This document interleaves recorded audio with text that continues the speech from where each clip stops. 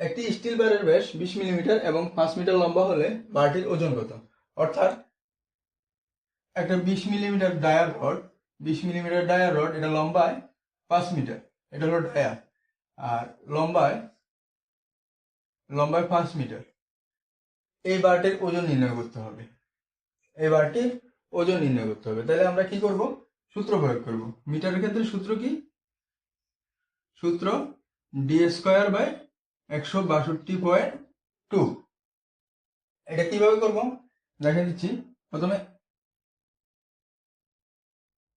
1 metre রডের বা বারের ওজন, 1 মিটার বারের ওজন কত হবে?